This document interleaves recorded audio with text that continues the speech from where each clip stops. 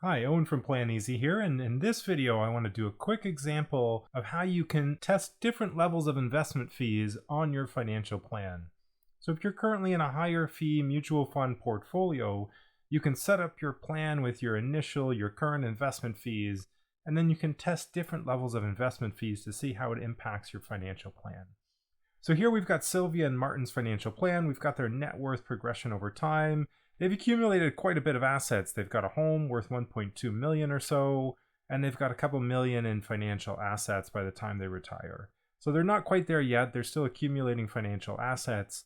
Now, Sylvia and Martin, they've been testing out different investment options. So they've actually been working with a robo-advisor for the last couple of years, and their TFSAs have been with the robo-advisor. Now, they're happy with the way the TFSAs have performed, and they're thinking about moving all of their financial assets, including their registered accounts and non-registered, over to the robo-advisor as well. So their current financial plan looks quite good. At the end of the retirement, they still have 1.9 million in net worth. Most of that's part of their real estate, their home, but they still have some money left in the TFSA. The success rate of their financial plan, so the chance of running out of money, they've got about a 20% chance of running out of money in the future. So we can see that some periods of historical investment returns, some periods do run out of money in their mid 80s. So there is some risk to this plan, and they would need to adjust spending potentially if they were in these poor periods of investment returns. But let's see how this changes if they were to perhaps shift everything over to the robo-advisor.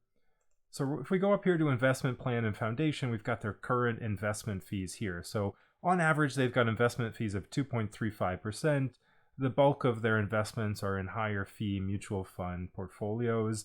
Their asset allocation is balanced, so it's 60% in equities and down here 40% in fixed income.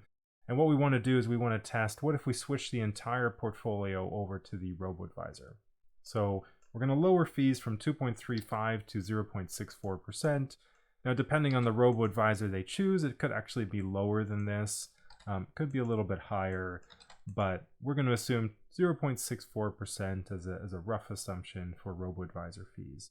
So this is going to bring up their total, expected return, and of course it's going to fluctuate every year, but for the projections, it's going to bring their total return to 4.5%. And what we want to do is we want to see the effect on their net worth and success rate by rerunning the projections. So if we go to net worth here, so they had 2 million in net worth, a little under 2 million. Now it's 2.77, so it's gone up almost 800,000 plus. Now let's take a look at success rate as well.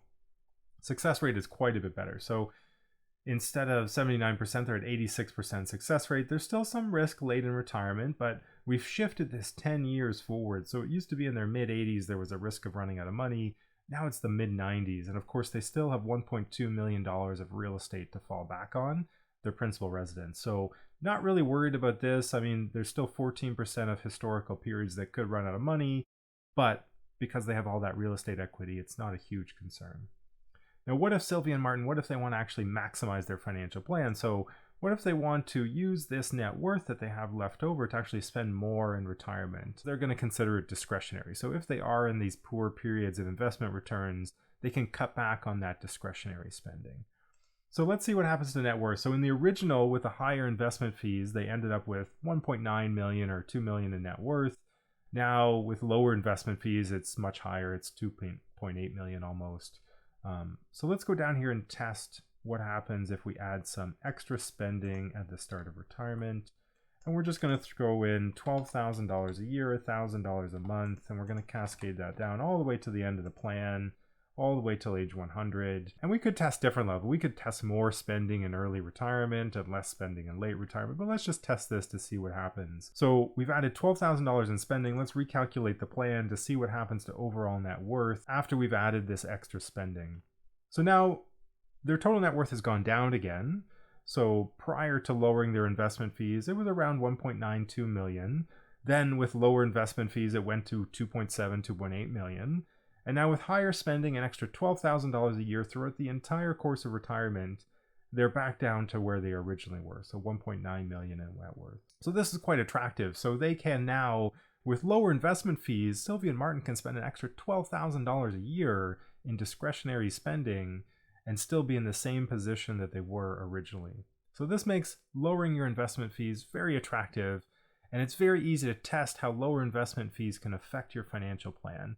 Now, every plan's a little bit different, so depending on how much you have in terms of accumulation and how much you have in terms of retirement drawdown, every plan's going to be a little bit different in the effect that investment fees have.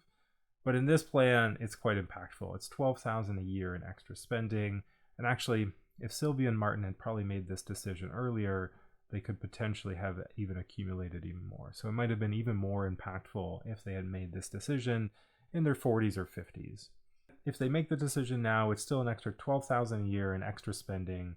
And it's very easy to test this, just changing the investment fees here in the investment plan section, and then rerunning the projections for your financial plan.